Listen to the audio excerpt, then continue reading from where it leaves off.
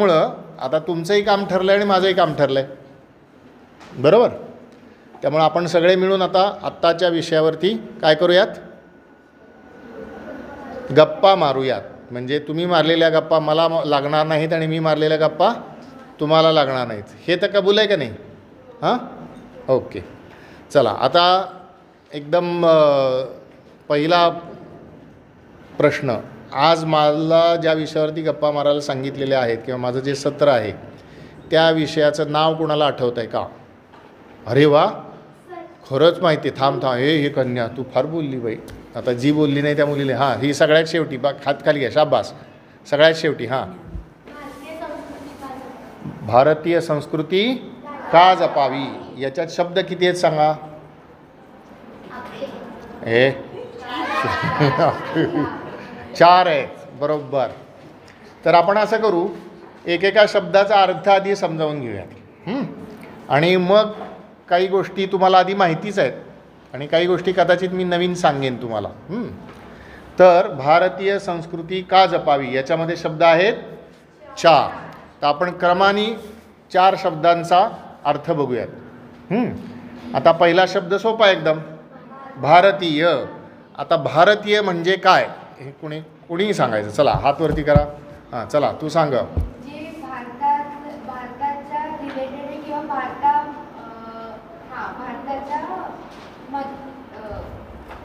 भारताशी संबंधित आहे ते, बरोबर, अगदी बरोबर. भारताशी संबंधित आहे ते, ज्यांनी भारतात जन्म घेतला ते, दोन्ही बरोबर आहेत.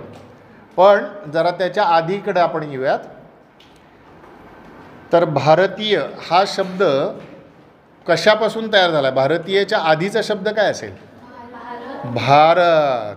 भारतीयच्या आधीचा शब्द काय आहे? भारत. तर भारताचं काय वर्णन करून सांगता येईल का तुम्हाला, किंवा भारत म्हणजे काय असं सांगता येईल का तुम्हाला? भारत म्हणजे काय? कुठे आहे भारत? प्रश्न विचारला ना मी, तर तो भारताचा प्रश्न जो आहे ना, it is related to geography, भूगोलाचा प्रश्न आहे हा. त्यामुळे भारत म्हणजे काय असं समजा भूगोलातलं उत्तर द्यायचं असेल तर कोण कसं देईल? भूगोलातलं भारत काय आहे? मीडियममध्ये शिकतात त्यांनी हातवरती करा जरा, इंग्लिश मीडियममध्ये. So all these girls they can answer in English. Already I have told you that I can understand English. So yes, very good, शाबास. He has covered many points. चला, तुम्ही सांगा. थांब, हां, तुला नंतर सांगी. आणि which is the oldest language in our country? Sanskrit. तर संस्कृतमध्ये भारताचं वर्णन केलं आहे.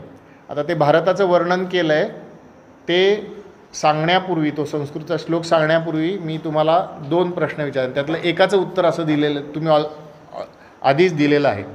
भारताच्या दक्षिण बाजूला काय आहे? समुद्र आहे, अगदी बरोबर. आणि भारताच्या उत्तरेकडे काय आहे? हिमालय आहे, बरोबर.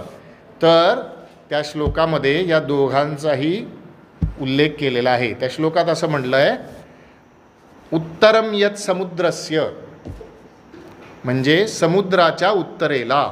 उत्तरम यत् समुद्रस्य हिमाद्रैश्च दक्षिणम, हिमालयाच्या दक्षिणेला.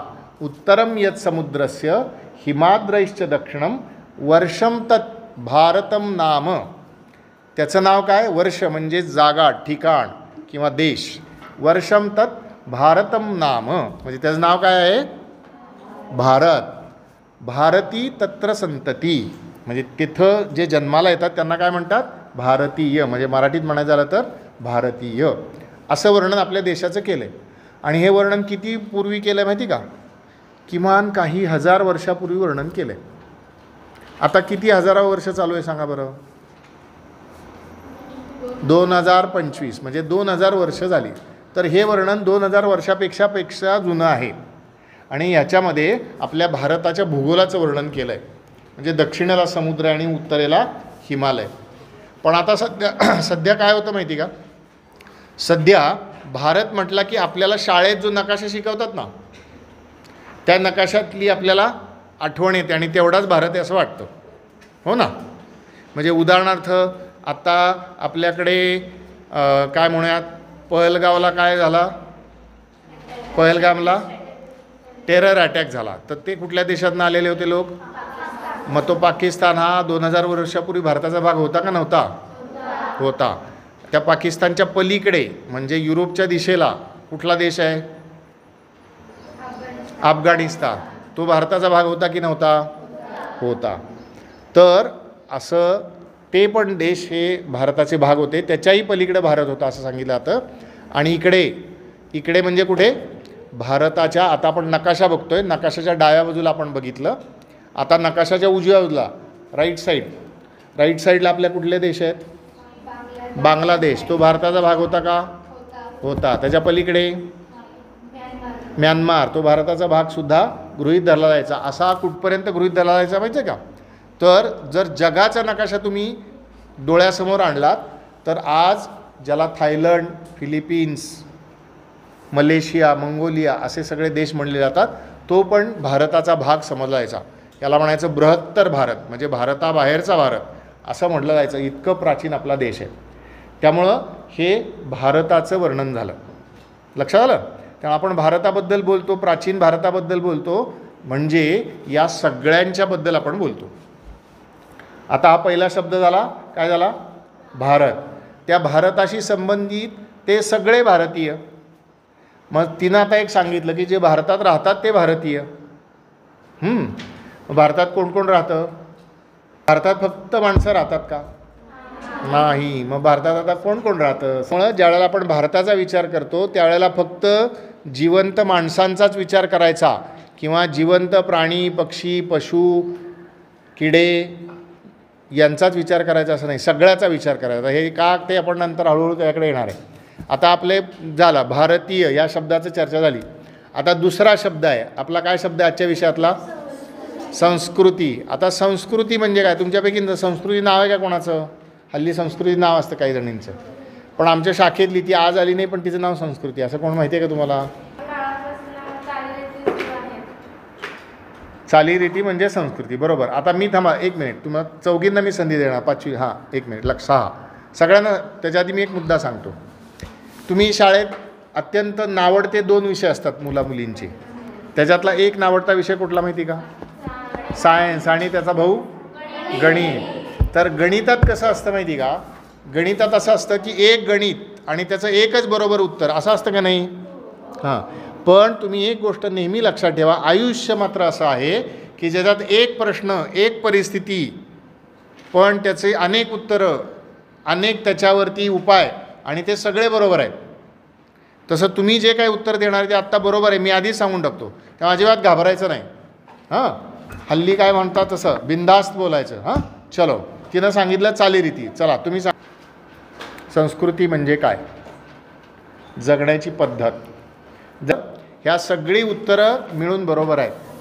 तर कसं होतं की तुमच्यापैकी तुमच्या आईवडिलांच्या तोंडून असं वाक्य तुम्ही कधी ऐकलं आहे का? मला सांगा बरं. तुमच्यापैकी आईवडिलांच्या तोंडून असं वाक्य कदाचित गेलं असेल, ही काय आपल्या घरची पद्धत नाही, असं वाक्य ऐकलं आहे का? हां, सगळ्यांनी ऐकलं आहे? हां. तर असं काही आपल्या घरची पद्धत नाही असं एक वाक्य असतं, किंवा हीच आपल्या घरची पद्धत आहे असं तरी म्हणतात का नाही? ही आपली पद्धत आहे असं म्हणतात ना कुठल्याही गोष्टीबद्दल. तर ती पण झाली संस्कृती. त्यामुळे जगात असं झालं, जगात माणूस ज्या वेळेला असा एकत्र येऊन राहायला लागला ना, 2 माणसं, 4 माणसं, 50 माणसं, 100 माणसं, 200 माणसं, 1000 माणसं, हजारो माणसं, लाखो माणसं, तसं त्यांनी हळूहळू एक जगण्याची आपली पद्धत तयार केली. आणि त्या पद्धतीत बऱ्याच गोष्टी येतात. मग त्याच्यात कला येते, तुमचे विचार येतात, तुमचे शिल्पकला येते म्हणजे स्कल्पचर्स येतात, तुमचे मॉन्युमेंट्स येतात म्हणजे स्मारकं येतात, तुमचे बुक्स येतात म्हणजे टेक्स्टबुक नव्हे, असं सगळं मिळून जे येतं त्याला म्हणायचं संस्कृती. पण मोठ्या अर्थाने असं जगण्याची पद्धत हा शब्द बरोबर आहे.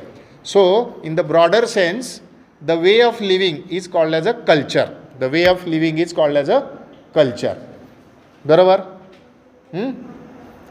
अजून आता तिसरा शब्द एकदम सोपा आहे, त्याचं वाक्य त्याच्याबद्दल चर्चा करायची का आपण? भारतीय संस्कृतीच्या पुढचा तिसरा शब्द का? का इथे बसून तुम्ही आम्हाला त्रास देताय, आम्हाला गप्पा मारू द्या, आम्हाला खेळू द्या, आहे का नाही. हे जे काय तोच का इथे आहे. का म्हणजे कारण पाहिजे, रिझनिंग पाहिजे.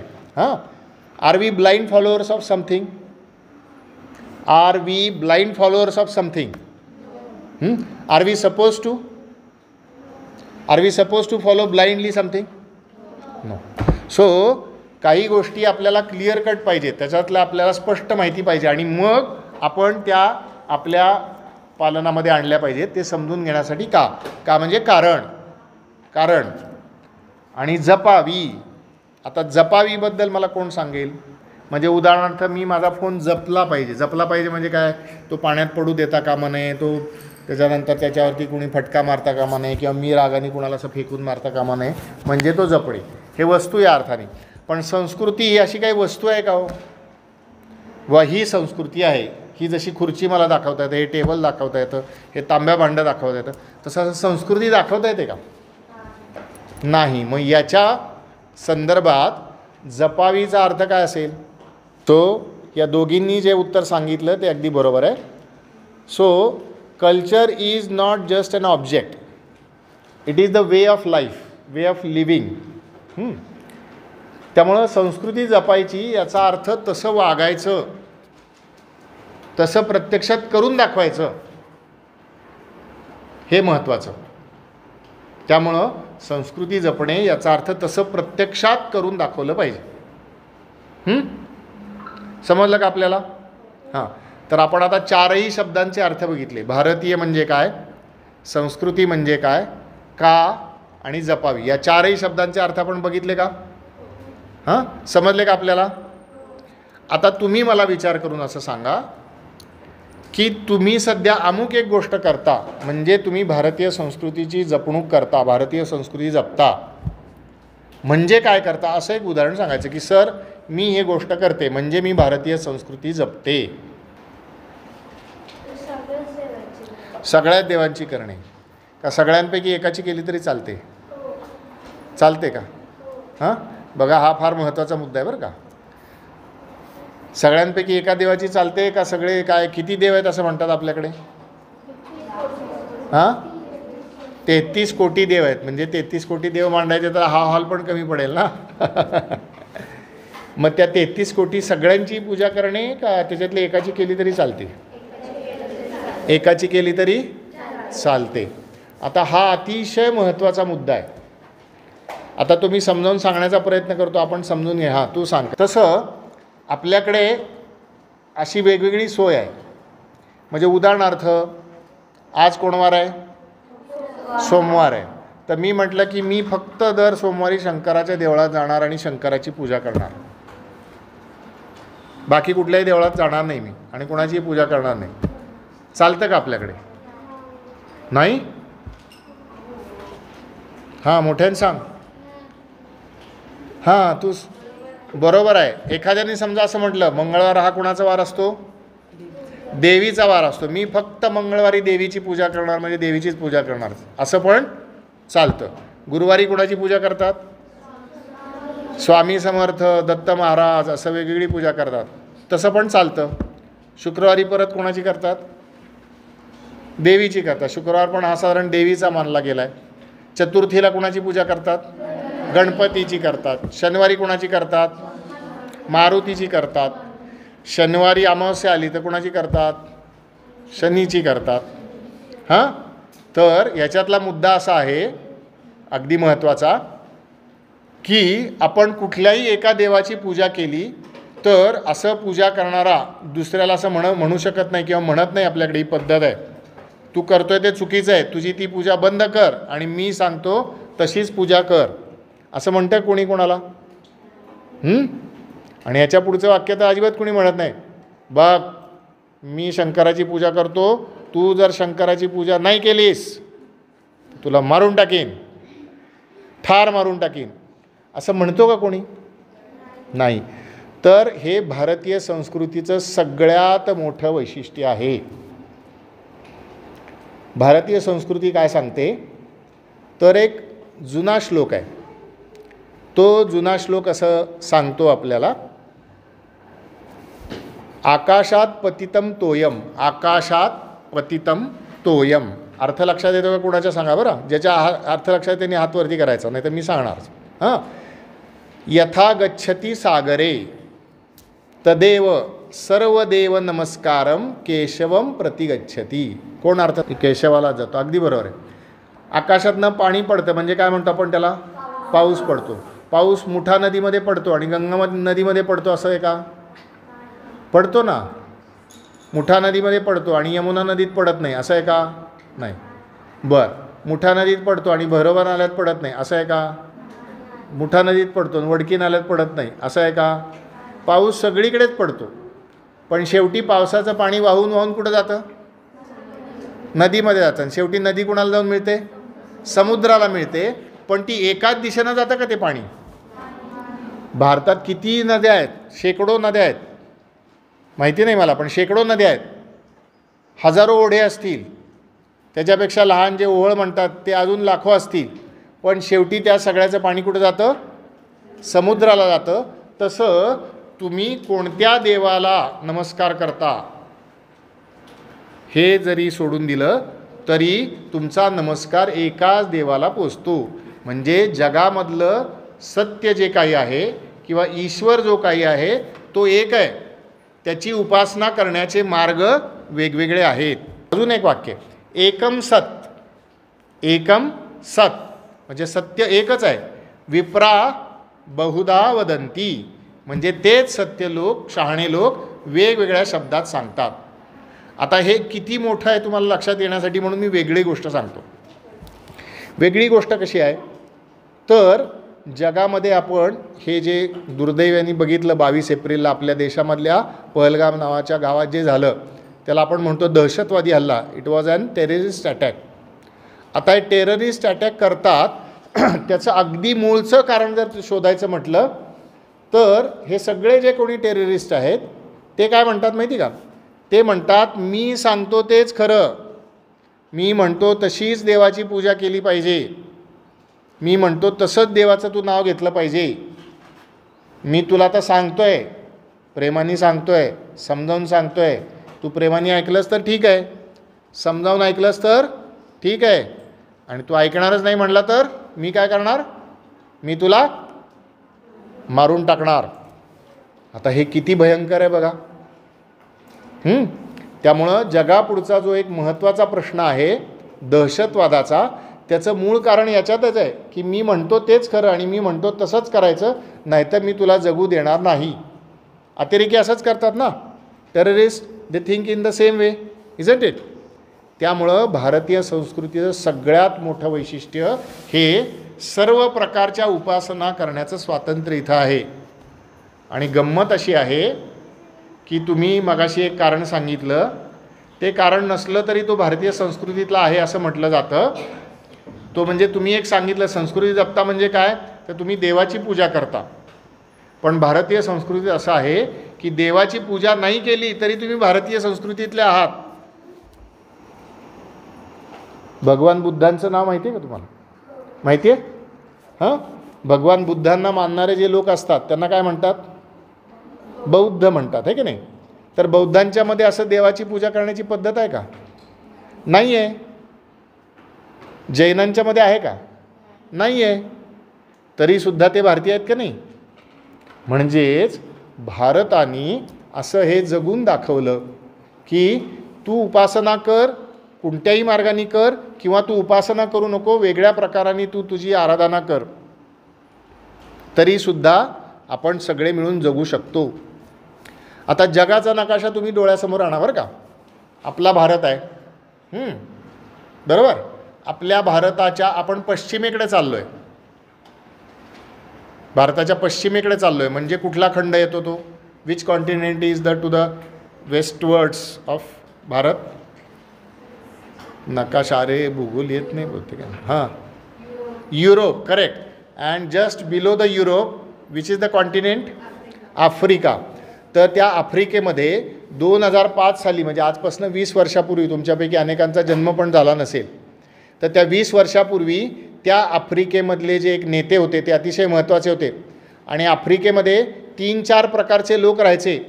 आणि त्या आफ्रिकेचे जे नेते होते तर त्यांनी आफ्रिकेचं जी संसद होती, आपल्याकडे जसं संसद आहे दिल्लीला, तसं आफ्रिकेतल्या संसदेमध्ये ते असं म्हणाले की आपल्या देशामध्ये वेगवेगळ्या वंशाचे लोक राहतात, पण गुण्यागोविंदांनी कसं राहायचं ते आपण भारताकडून शिकलं पाहिजे.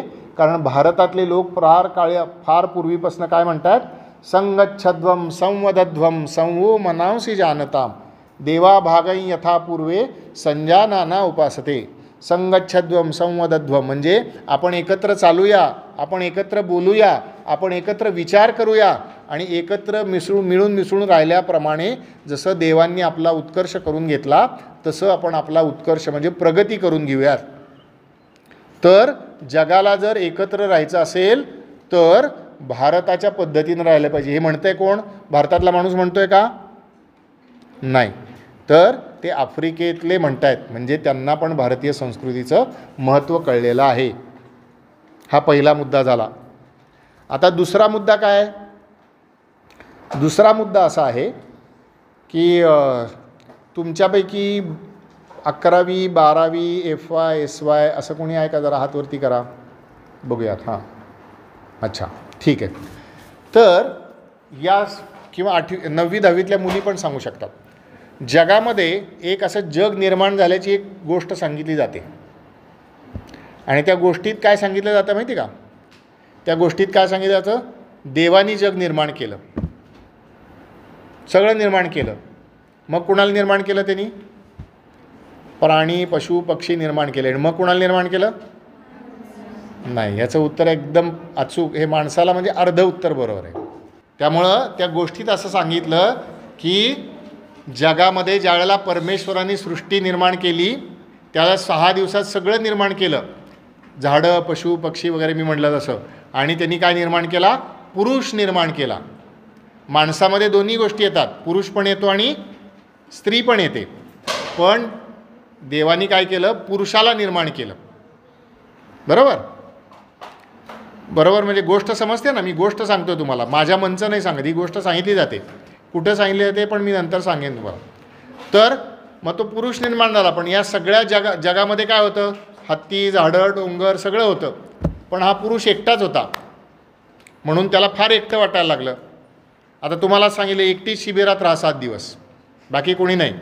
असं जमेल का? तसं त्या पुरुषाला पण जमेना. त्या पुरुषाचं नाव बाय द वे कोणाला माहिती आहे का? What did that man called? आदम किंवा ॲडम. Correct, very good. मग पुढं काय केलं? हवेला हव्वा हां किंवा ईव. पण ईवची निर्मिती कशी केली आहे माहिती आहे का तुम्हाला? तर त्या गोष्टीत असं सांगितलं की God created the man first, he was called as Adam किंवा हिंदीमध्ये म्हणतात त्याला आपण आदम म्हणतो. आणि त्याला ज्यावेळेला एकटेपणा वाटायला लागला त्यावेळेला त्या देवानी काय केलं? त्याची एक बरगडी काढली. इथं आपली छातीत आत असं पिंजरा असतो का नाही, तुम्हाला माहिती आहे ना? तर त्यातली एक बरगडी काढली. आता इंग्लिशमध्ये काय म्हणतात मला माहीत नाही. रिब, केज नाही, rib. He just draw out the rib and he made woman out of that rib and that woman was called as Eve. And why did that woman was created? That woman was created to please the man. आता हा फार गंभीर मुद्दा आहे. म्हणजे त्या ईवची निर्मिती कशासाठी झाली? की पुरुषाचं समाधान झालं पाहिजे, त्याला आनंद झाला पाहिजे, त्याला सुख मिळालं पाहिजे. ही गोष्ट अशीच आहे. आणि ही गोष्ट पहिल्यांदा तुम्हाला सापडते त्या पुस्तकाचं नाव आहे ओल्ड टेस्टामेंट, असं त्याचं नाव आहे. नंतर केव्हा तरी तुम्ही गुगल करा आणि शोधून बघा. आता या गोष्टीतनं तुम्हाला काय लक्षात आलं सांगा बरं? पुरुष आणि स्त्रीबद्दल काय लक्षात आलं? मग कोण, who is superior out of this two? As per the story, who is superior? Superior. तर ही गोष्ट आपल्याला असं सांगते की माणूस म्हणजे ना, चुकला शब्द माझा, पुरुष हा सगळ्यात महत्त्वाचा आहे. आणि जे सगळं जग आहे ते पुरुषाला सुख मिळावं म्हणून त्याच्यासाठी ते जग आहे. तुम्हाला आता हे वाक्य मी सांगितलं, ते वाक्य पटलं का? हे वाक्य ऐकून तुम्हाला आनंद झाला का दुःख झालं? मला पण पटलेलं नाही. दुःख झालं का नाही तुम्हाला? हां, म्हणजे बायकांनी काय फक्त पुरुषाची सेवा करायला जन्म घेतला काय? येस, पण हे असं सांगितलं जातं. आता आपण भारतीय संस्कृतीकडे येऊया. आता हे ओल्ड टेस्टामेंट कुठल्या संस्कृतीतलं आहे माहिती का? This is from the western civilisation. Bible, तेच Old Testament is the first part of the Bible, correct. आणि combinedly it is called as Bible. Old Testament and New Testament that combines the Bible. त्याच्यातले 2 भाग आहेत. आता ह्याच्यातनं काय होतं, आता त्यामुळे या लोकांना अजून एक गोष्ट म्हणायची आहे. त्याच्यामध्ये असं म्हटलं आहे, त्या गोष्टीमध्ये महिलेला किंवा स्त्रीला जीवच नाही आहे. आता हे तुम्हाला असं वाटेल की सर काय पण फेकतात बरं का, उगीच आपलं आले आणि सांगत बसले. तुम्ही नंतर चेक करा, जेव्हा केव्हा तुम्हाला मोबाईल फोन मिळेल ना, तर तुम्ही लिहून ठेवा आणि स्मार्टफोनवरती चेक करा. आता हे अन्याय करणार आहे का नाही बायकांच्यावर, मुलींच्यावर अन्याय होते का नाही? पण भारतीय संस्कृतीत असं आहे का? नाही. हां, भारतीय संस्कृतीमध्ये असं नाही. पद्धतीत आहे, रूढीत दिसतं, पण संस्कृतीत मात्र तसं नाही. त्याच्यासाठी मी एक उदाहरण देतो. आता हे उदाहरण जरा लक्ष देऊ नये का? आता हे उदाहरण महत्त्वाचं आहे. बायबलचं ओल्ड टेस्टामेंटमधली गोष्ट विसरली तरी चालेल, पण मी सांगतो ती गोष्ट आता लक्षात ठेवायची. तर गोष्ट अशी आहे की आपल्या देशामध्ये अनेक मूर्ती आहेत, पण एक विशिष्ट प्रकारची मूर्ती फक्त भारतात घडवलेली आहे. आणि त्या विशिष्ट प्रकारच्या मूर्तीमध्ये काय आहे, तर त्या विशिष्ट प्रकारच्या मूर्तीमध्ये अर्धा भाग जो आहे तो पुरुषाच्या शरीराचा आहे आणि अर्धा भाग जो आहे तो स्त्रीच्या शरीराचा आहे. आणि त्याला असं म्हटलं आहे अर्धनारी नटेश्वर. त्याला काय म्हटलं आहे? अर्धनारी नटेश्वर. म्हणजे अर्धा पुरुष आहे आणि अर्धी स्त्री आहे, आणि हे जगाचं रूप आहे. त्याच्यामध्ये आणखीन एक शब्द वापरला जातो, त्याच्यामध्ये पुरुष आहे आणि प्रकृती आहे, शिव आहे आणि शक्ती आहे, आणि दोघं मिळून काय आहेत? दोघं मिळून जग आहे. आता तुम्ही मला सांगा की या मूर्तीमध्ये जर बरोबर अर्धा भाग पुरुषाचा असेल आणि अर्धा भाग स्त्रीचा असेल, तर इथं काय आहे? स्त्री पुरुषांच्या मध्ये काय आहे? समानता आहे. मग ही समानता कोण शिकवतं आपल्याला? आपली भारतीय संस्कृती शिकवते. लक्षात आलं का? आणि मग समानता शिकवते, त्याच्यामुळे आपल्या संस्कृतीत वेगवेगळ्या गोष्टी घडतात. एक गोष्ट मी तुम्हाला सांगतो. आपल्याकडं असं सांगितलं जातं की स्त्रियांना शिकण्याचा अधिकार नव्हता. काही प्रमाणात हे विधान बरोबर आहे, पण ते 100% बरोबर नाही. आता मी तुम्हाला एक घडलेली गोष्ट सांगतो.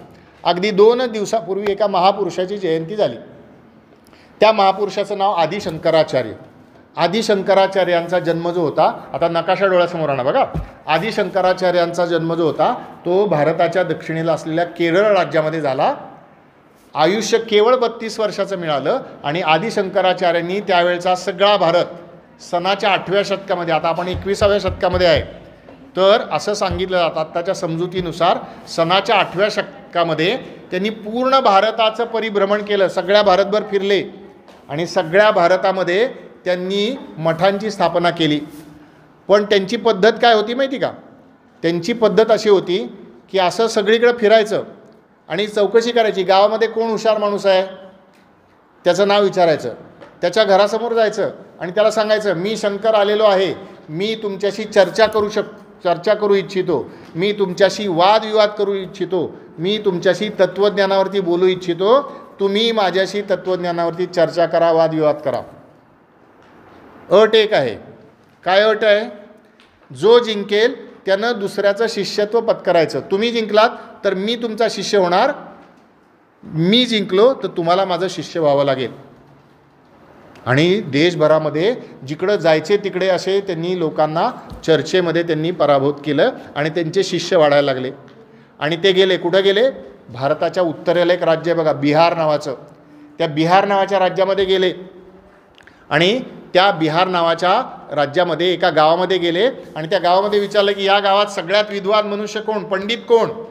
तर गावातल्या लोकांनी सांगितलं या गावातला सगळ्यात विद्वान आहे, त्याचं नाव आहे मंडन मिश्र. आणि मंडन मिश्र जे होते ते वयानं खूप मोठे होते. आदि शंकराचार्य त्यावेळेला वयाच्या 20, 21, 22 वर्षाचे कदाचित असतील, पण मंडन मिश्र 50-60चे होते, म्हणजे वयानं पण त्यांच्यापेक्षा खूप मोठे होते. आणि हे शंकराचार्य गेले आणि त्यांच्या घरासमोर उभा राहिले आणि ते म्हणाले की मी तुमच्या दारासमोर आलो आहे आणि माझं तुम्हाला आव्हान आहे की तुम्ही माझ्याशी शास्त्रार्थ करा, वादविवाद करा, आणि तुम्ही हरलात तर तुम्हाला माझं शिष्य व्हावं लागेल, मी हरलो तर मी तुमचा शिष्य होणार, बोला आहे का कबूल. आता मंडन मिश्रांना बहुतेक ह्यांचं नाव आधी ऐकलेलं होतं, पण ते म्हणाले ठीक आहे. त्या काळात असं होतं की असं शास्त्र चर्चेचं आव्हान मिळालं की ते स्वीकारावंच लागायचं, नाही म्हणायचं नाहीच. त्यामुळे मंडन मिश्रांनी चर्चेला तयारी दाखवली. आता गोष्टीतला महत्त्वाचा भाग येतो. तर मंडन मिश्र म्हणाले की ठीक आहे, आपल्या दोघांची चर्चा होईल, पण चर्चेमध्ये कोण जिंकलं हे सांगण्यासाठी त्या ठिकाणी एक पंच पाहिजे. There should be some referee. Who will be that referee. मग शंकराचार्य विचार करायला लागले, आता आपण तर या गावात नवीन आहोत, आपण पहिल्यांदाच आलो, आपल्याला कोण गावातलं माहिती आहे आणि आपल्याबरोबरचे बाकी सगळे आपले शिष्य आहेत. शिष्य जो आहे तो रेफरी होईल का? तो म्हणाला आपल्या गुरुचंच बरं, म्हणजे पार्शलिटी होईल का नाही. त्यामुळं शंकराचार्य म्हणले आता तुम्ही सांगा, माझ्याकडे तर का नाही. त्यावेळेला मंडन मिश्र म्हणले की माझी जी पत्नी आहे, पत्नी म्हणजे माझी वाईफ, तिचं नाव आहे उभय भारती किंवा भारती असं नाव तिचं येतं. ती जी आहे ती पण माझ्या एवढी शिकलेली आहे, तिला शास्त्रार्थ कळतो आणि ती आपल्या वादविवादाचा पंच म्हणून काम करेल. My wife will be the referee for this competition or this discourse. आता ह्याच्यातनं तुमच्या लक्षात काय आलं? मंडन मिश्र शिकलेले होते का? शिकलेले होते. शंकराचार्य शिकलेले होते का? होते. आणि मंडन मिश्रांची पत्नी शिकलेली होती का? होती. आता त्या पुढच्या गोष्टीमध्ये वादविवाद झाला, शंकराचार्य जिंकले वगैरे वगैरे भाग आपण सोडून देऊयात.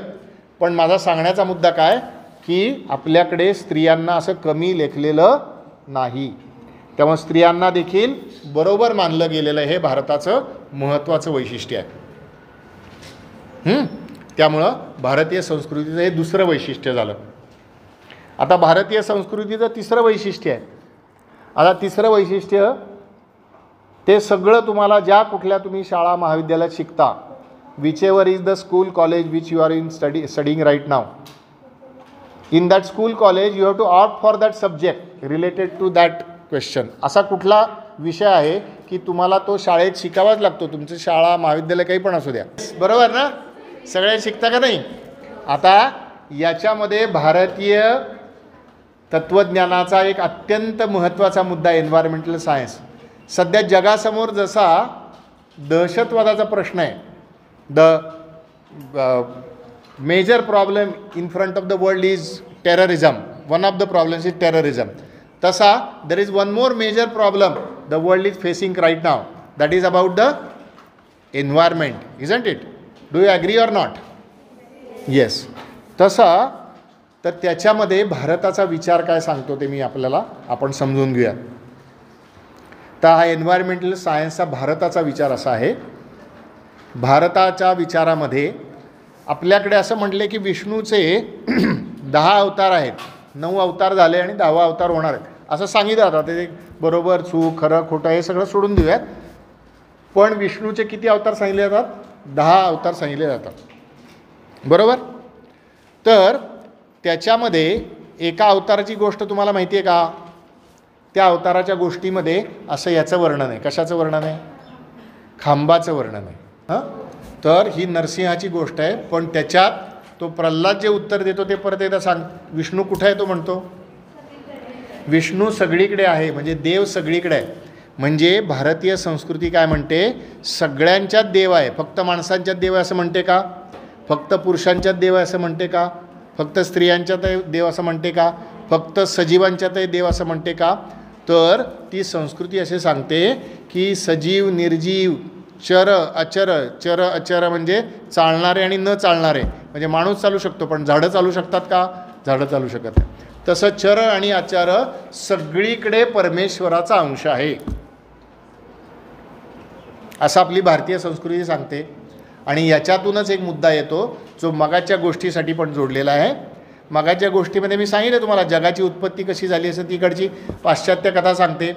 त्यामुळं जगाची उत्पत्ती ही पुरुषाच्या सुखासाठी झालेली असल्यामुळे पुरुषांनी काही केलं तरी चालतं, स्त्रीला त्रास दिलेलाही चालतो, स्त्रीला कडून काही मागितलं तरी चालतं, तसं पुरुषांनी लाकडं जाळली तरी काही फरक पडत नाही, पुरुषांनी पाणी नसलं तरी काही फरक पडत नाही, पुरुषांनी पशुपक्ष्यांना मारलं तरी काही फरक पडत नाही, माशांना मारलं तरी काही फरक पडत नाही, प्राण्यांना मारलं तरी काही फरक पडत नाही.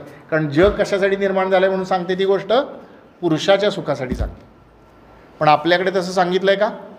आपल्याकडे सांगितलेलं आहे सगळ्यांच्यामध्ये परमेश्वराचा वास आहे, म्हणजे प्रत्यक्ष परमेश्वर सगळीकडे आहे. मग एखाद्या गोष्टीत परमेश्वर आहे तर त्या गोष्टीशी आपण चांगलं वागू की नाही, व्यवस्थित वागू की नाही, प्रेमाने वागू का नाही? हां, मग आपल्याला जर समजा माहिती आहे, काय माहिती आहे आपल्याला? माहिती आहे की या टेबलामध्ये सुद्धा परमेश्वराचा अंश आहे, तर आपण टेबलाला त्रास देऊ का? नाही. आपण झाडाला त्रास देऊ का? आपण उगीचच दिसलं फुलपाखरू ठेवलं डबीत, किती वेळात मरतं आहे बघूया. हां हां, दिसला सुरवंट, तुम्हाला माहिती आहे का सुरवंटाला इंग्लिशमध्ये मला काय म्हणतात? त्याला कॅटरपिलर. त्याला किती पाय असतात? खूप पाय असतात. मग प्रयोग असा करून बघितला की हां, कॅटरपिलर पकडायचा, एक पाय मोडून चालतोय का बघितलं, दोन पाय मोडून चालतंय का बघितलं. असं करणार का आपण? नाही करणार, बरोबर. म्हणजे आपण कशाचं रक्षण करणार आहे? यातनं पशु पक्षी झाडं सगळ्या गोष्टींचं संरक्षण करणार. म्हणजे कशाचं संरक्षण करणार आपण? मगाशी कुठल्या सब्जेक्टचं नाव घेतलं? पर्यावरण. हा आहे का नाही भारताचा मुद्दा? हल्ली पर्यावरणाचं रक्षण करायचं म्हणजे काय असं लोक डोक्याला हात लावून बसले जगातले, म्हणजे त्यांना उत्तर सापडत नाही आहे. ते उत्तर सापडत कशासाठी नाही आहे की त्यांचं मूळ जो विचार आहे त्याच्यामध्ये गडबड आहे. मूळ विचार आहे की पुरुषाच्या किंवा माणसाच्या सुखासाठी जग आहे, हा मूळ विचार आहे. तो जोपर्यंत दुरुस्त होत नाही तोपर्यंत पर्यावरणाचा प्रश्न संपणार नाही. पर्यावरणाचा प्रश्न तेव्हाच संपेल जेव्हा माणसं म्हणतील की अरे आमच्यासारखंच चिमण्यांना जगायचा अधिकार आहे, कावळ्यांना जगायचा अधिकार आहे, पक्ष्यांना जगायचा अधिकार आहे, प्राण्यांना जगायचा अधिकार आहे, झाडांना जगायचा अधिकार आहे, आणि म्हणून आम्ही विनाकारण त्यांना त्रास होईल असं काही करणार नाही. असं ज्या वेळेला सगळी माणसं ठरवतील तेव्हा आणि तेव्हाच पर्यावरणाचा प्रश्न सुटेल. पटतंय का तुम्हाला? हां, पटतंय का? कारण मूळ जर तुमचा विचार जर चूक असेल ना तर पुढची कृती तुम्ही कितीही बरोबर केली तरी त्या मूळ चुकीवरती उपाय होत नाही. त्यामुळं भारतीय संस्कृतीतला महत्त्वाचा घटक असा आहे की भारतीय संस्कृती पर्यावरणाला महत्त्व देणारी, नवे सगळ्या जगामध्ये ईश्वर बघणारी असल्यामुळे ती पर्यावरणाचं नुकसानच करू शकत नाही. समजलं आहे? हा झाला आपला तिसरा मुद्दा. आता चौथा मुद्दा कालच झाला असं मला लक्षात आलं, आणि तुम्ही सगळ्या हुशार मुली आहात तेव्हा त्या चौथ्या मुद्द्याचं मी थोडीशी उजळणी करतो फक्त. ऑल आवर रिच्युअल्स और all our festivals they are related to science, they have scientific basis. लक्षात आलं आहे का? त्यामुळे हे आपल्या संस्कृतीचं वैशिष्ट्य आहे की त्या वेळेला विज्ञानाला धरून काय आहे, सायन्सला शास्त्राला धरून काय आहे ते आपल्या सणवारामध्ये केलं. असं सांगितलं ना कालच्या सत्रामध्ये, बरोबर आहे का? अजून एखादं उदाहरण आठवतं आहे का की एखाद्या सणाच्या मागचं विज्ञान सांगितलं? आता तिळगुळाच्या सणाचं सांगितलं. अजून एखाद्या सणाचं आठवतं आहे का की त्या सणाच्या निमित्ताने असं काय म्हणूयात विज्ञानाशी निगडीत असं कारण आहे? नाही. आणि दिवाळीतच का करतात? याचा विज्ञानाशी काय संबंध आहे? हां, अगदी बरोबर. दिवाळी ही थंडीच्या दिवसात येते. थंडीच्या दिवसामध्ये शरीरामधलं तेलाचं प्रमाण कमी होतं, स्नेह कमी होतो, तेलाचं प्रमाण कमी होतं आणि शरीर असं फुटतं बघा, हातपाय फुटतात, अशा रेगा पडतात, मग खूपच दुर्लक्ष केलं तर त्यातनं रक्त बाहेर येतं वगैरे वगैरे, आहे का रे? हल्ली तुम्हाला मातीत खेळायची कमी संधी मिळते, पण खूप मातीत खेळा तर लवकर शरीर फुटतं. फुटणं असा शब्द आहे मराठीमध्ये. आता मी मराठी भाषेत शिकलो त्यामुळे मला असे इंग्लिश शब्द लवकर आठवत नाही, कोणी सांग. तर ते होऊ नये म्हणून अभ्यंगस्नान करतात. म्हणजे आपल्या पूर्वजांना माहिती आहे ना की हिवाळ्याचा माणसाच्या शरीरावर काय परिणाम होतो, म्हणजे विज्ञान त्यांना माहिती आहे. म्हणजे आपल्या संस्कृतीचं चौथं वैशिष्ट्य काय झालं की ती विज्ञानाच्या वरती आधारित आहे. अशी साधारणपणे आपल्या संस्कृतीची वैशिष्ट्ये झाली. आता ही वैशिष्ट्ये जी आहेत ती वैशिष्ट्य वागण्यामध्ये सुद्धा त्याचा आपल्याला बघायला मिळतात किंवा वागण्यामध्ये बघायला मिळतं. आता त्यामध्ये वागण्यामध्ये बघायला मिळतं त्यासाठी मी तुम्हाला एक गोष्ट सांगतो. गोष्ट आहे फार फार फार फार फार फार फार म्हणजे फार वर्षापूर्वीची, म्हणजे काही हजार वर्षापूर्वीची. आता किती हजार वर्षापूर्वीची आता हे काही मला माहिती नाही, परंतु हजारो वर्षापूर्वीची हे मात्र निश्चित. जे हुशार लोक आहेत त्या विषयातले माहितीगार लोक आहेत ते मात्र वाद घालतात की किती हजार वर्षापूर्वीची. तर त्या वेळेला असं झालं, जगामध्ये दोन प्रकारचे लोक साधारण असतात. जगामध्ये चांगले लोक असतात आणि जगामध्ये काही वाईट लोक असतात. आता चांगल्यांच्यामध्ये थोडा वाईटपणा पण असतो आणि वाईटांच्यामध्ये थोडा चांगलेपणा पण असतो. पण त्या काळात असं होतं की चांगले हे फक्त चांगलेच होते आणि वाईट हे फक्त तसे वाईटच होते असं म्हटलं जायचं. आणि या चांगल्या लोकांना म्हणायचे देव आणि वाईट लोकांना म्हणायचे दानव. देव आणि दानव. आता हे देव आणि दानव जे होते ना, तर ते एकमेकांशी सारखं काय करायचे, भांडण करायचे, युद्ध करायचे. मग गदा, तलवार, धनुष्य, बाण, त्रिशूळ, अजून काय वेगवेगळ्या प्रकारचे आयुध घेऊन ते एकमेकांच्यावरती अशी लढाई करायचे, खूप लढाई करायचे. आणि त्या लढाईच्यामध्ये अनेक लोक मरायचे, नुकसान व्हायचं. पण दोन्ही तसे असे बरोबरीचे होते. कधी देव जिंकायचे, कधी दानव जिंकायचे, कधी देव जिंकायचे, कधी दानव जिंकायचे. पण दानवांच्यामध्ये मात्र असं झालं, दानवांच्यामध्ये अशी कुठली तरी एक गोष्ट निर्माण झाली आणि दानवच जिंकतात, दानवच जिंकतात, दानवच जिंकतात असं व्हायला लागलं. आता देवांना पडली काळजी, कारण जर जगामध्ये सारखी वाईट माणसंच वागत राहिली, वाईटच वाईट वाईट वाईट वाईट वाईट वाईट वाईट वाईट वागत राहिली तर जग काय होईल, जग नष्ट होऊन जाईल, जगामध्ये प्रश्न निर्माण होतील. म्हणून देवांना चिंता पडली की आपल्याला आता कसं काय यांच्यावरती युद्ध मिळवायचं, युद्धामध्ये विजय मिळवायचा. मग देवांच्या मधल्या काही लोकांनी विचार केला आणि त्या विचार केल्यानंतर त्यांच्या लक्षात असं आलं की आपल्यामध्ये एक ऋषी आहेत, त्या ऋषींचं नाव आहे दधीची. ऋषी म्हणजे कोण, तर जे बसून देवाची उपासना करतात, ध्यान करतात, धारणा करतात आणि देवासारखंच होतात किंवा देवाकडं जाण्याचा प्रवास असतो. अशा दधीची ऋषींनी इतकी वर्ष तपस्या केलेली, इतकी वर्ष तपश्चर्या केली आहे की त्यामुळे त्यांच्या अंगामध्ये अशी एक शक्ती निर्माण झालेली आहे. आणि ती शक्ती इतकी विलक्षण आहे की त्यांची सगळी जी हाडं आहेत ना, अंगातली सगळी हाडं, ती सगळी हाडं अत्यंत मजबूत झालेली आहेत. त्या हाडांना कुठल्याही शस्त्रांनी तुम्ही नुकसान पोहोचू शकत नाही. म्हणजे त्यांना हाडांना तुम्ही तलवारीने कापू शकत नाही, तुम्ही गदेनं त्यांचा चुरा करू शकत नाही, त्रिशूळाने तुमचा वेध घेऊ शकत नाही. असं कुठलंही अस्त्रशस्त्र त्याच्यापुढे चालत नाही. अशी विलक्षण हाडं त्यांच्या शरीरामध्ये झालेली आहेत. तर देवांना कल्पना अशी सुचली की जर समजा त्या ऋषींची आपण हाडं घेतली आणि त्याच्यापासून जर आपण एखादं शस्त्र बनवलं तर काय होईल, ते शस्त्र एकदम भारी ठरेल. त्याला मात करणारं किंवा त्याच्यापेक्षा वरचढ असं शस्त्र राक्षसांच्याकडे नाहीच. म्हणून आता काय पाहिजे, आपल्याला त्या दधीची ऋषींची हाडं पाहिजेत. आता हे गोष्ट ज्या वेळेला घडत होती त्यावेळेला दधीची ऋषी जे होते ते तपश्चर्या करत होते. आता तुम्ही कल्पना करा की एक ऋषी तपश्चर्या करतात आणि त्यांची आपल्याला हाडं पाहिजेत, तर काय झालं पाहिजे त्या ऋषींचं. ऋषी काय काय काय झालं पाहिजे, ऋषी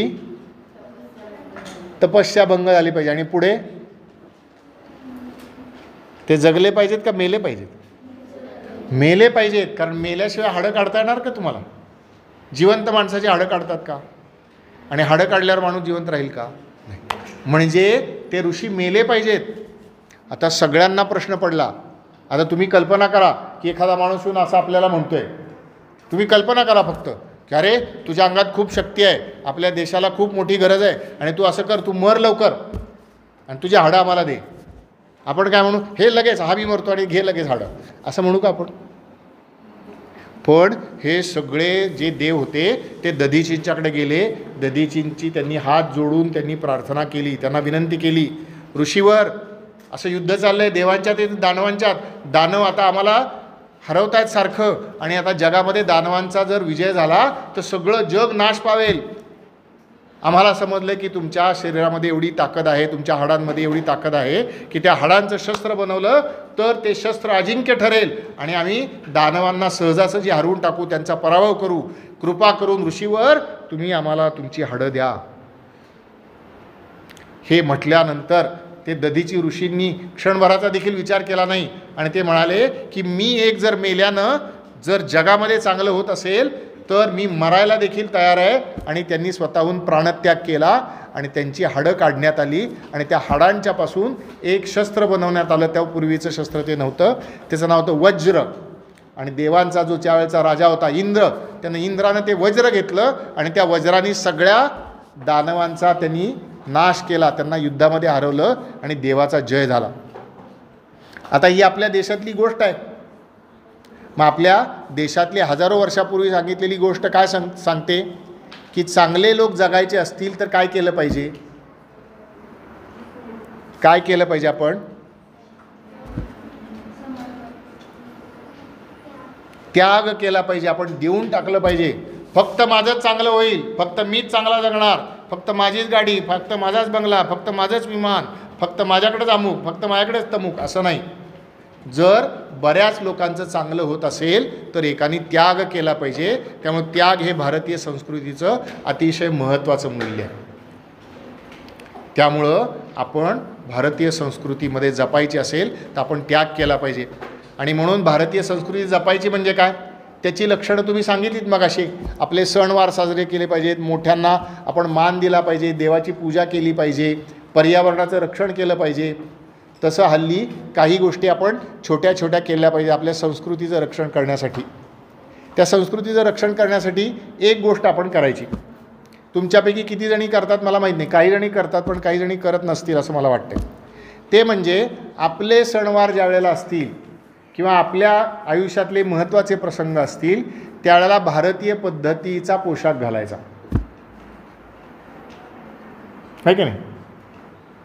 आता पॅन्ट शर्ट टी शर्ट हे सगळेजण घालतात, आपण स्वीकारलं आहे, काही त्याच्यात खूप चुकीचं आहे असं नाही आहे. परंतु समजा आपल्याकडे सणाचा दिवस आहे, दसऱ्याचा आहे, दिवाळीचा आहे, संक्रांतीचा आहे, अजून कुठल्या सणाचा आहे, गणपतीचा आहे, त्यावेळेला काय केलं पाहिजे? आवर्जून भारतीय पद्धतीचे वेश घातले पाहिजेत. हां, घालते ना, हां, शाबास. आणि असं नियमित किंवा जास्त वेळा करायचा प्रयत्न केला पाहिजे.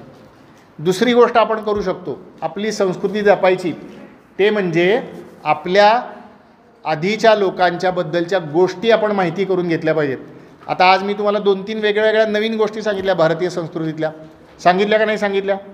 हां, पण आपल्याकडे किती गोष्टी आहेत माहिती आहे का? हजारो नाही, लाखो गोष्टी आहेत. पण आपण असं ठरवलं पाहिजे ह्या लाखो नाही, पण त्याच्यातल्या काही शेकडा तरी गोष्टी, मला 100-200 गोष्टी मला भारतीय संस्कृतीतल्या माहिती पाहिजेत. भारतीय मोठ्या माणसांच्या, मोठ्या महिलांच्या, त्याग करणाऱ्यांच्या, शास्त्रज्ञांच्या, हे आपल्याला माहिती पाहिजेत. ही दुसरी गोष्ट करायची.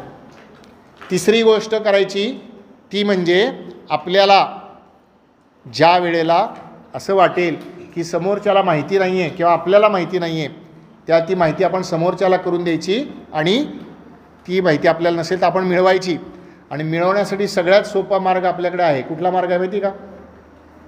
सगळ्यांच्याकडे तो गुरु आहे, सगळ्यांच्याकडे तो गुरु आहे, सगळ्यांच्याकडे तो बाबा आहे. त्याचं नाव आहे गुगल बाबा. ह्याच्यात आहे का नाही का गुगल बाई आहे? आमचा एक मित्र गुगल बाबा म्हणतो, म्हणून गुगल बाबा. गुगलवर जायचं, टाईप करायचं, पण एक लक्षात ठेवायचं, गुगलमध्ये जरी सर्च करून तुम्हाला उत्तर मिळालं तरी कुणाला तरी किमान 4-5 साईट्स बघायच्या. नाही तर काय होतं, काही ठिकाणी चुकीची उत्तरं पण दिली जातात. हल्ली ChatGPT AI वगैरे आले, ते पण चुकीची उत्तरं देत आहेत काही ठिकाणी, असं लक्षात आलं आहे. त्यामुळं गुगलवरनं समजून घ्यायचं. आणि सगळ्यात महत्त्वाचं म्हणजे आपली संस्कृती महत्त्वाची आहे, ती श्रेष्ठ आहे, याच्यावरती आपण विश्वास ठेवायचा. आणि का विश्वास ठेवायचा? तर मगाशी आपण सांगितलं जगामधले 3 प्रश्न मी सांगितले तुम्हाला महत्त्वाचे. दहशतवादाचा सांगितला, स्त्री पुरुषांच्या विषमतेचा सांगितला आणि पर्यावरणाचा सांगितला. या 3 प्रश्नांची उत्तरं जगामध्ये कोणाकडेही नाही आहेत. तुम्ही तपासून बघा, तुम्ही कोणालाही विचारा, ती फक्त भारतीय संस्कृतीच्या मध्ये आहेत. पण आता असं आहे की ती उत्तरं जर आमच्याकडे असतील तर ती आम्ही त्या उत्तरांच्या प्रमाणे आपण जगून दाखवलं पाहिजे की नाही. का आमच्याकडे फक्त पुस्तकात उत्तर आहेत, आम्ही जगत वगैरे तसं नाही, असं चालेल का? नाही चालणार. त्यामुळं आपण आपल्या जगण्यामध्ये ती संस्कृती जपली पाहिजे. आणि त्यामुळे स्वामी विवेकानंद म्हटले आहेत, काय म्हटले आहेत? स्वामी विवेकानंद म्हणाले, आता केंद्र आहे भारतवर्षात, जग पूर्ण आशेनं भारताकडे बघते आहे आणि मी पाहतोय आपली भारत माता पुनर्पी जागृत झालेली आहे. ती स्वतःच्या सिंहासनावर बसलेली आहे, ती अपूर्व अशा तेजानं तळपत आहे आणि जगाला ती ज्ञान आणि शांती देत आहे. स्वामी विवेकानंदांनी सांगितलेले शब्द आचरणात आणण्यासाठी म्हणून, जगाला मार्गदर्शन करण्यासाठी म्हणून, जगाला चांगल्या रस्त्यावर नेण्यासाठी म्हणून आपण सगळ्यांनी भारतीय संस्कृतीचं जतन केलं पाहिजे.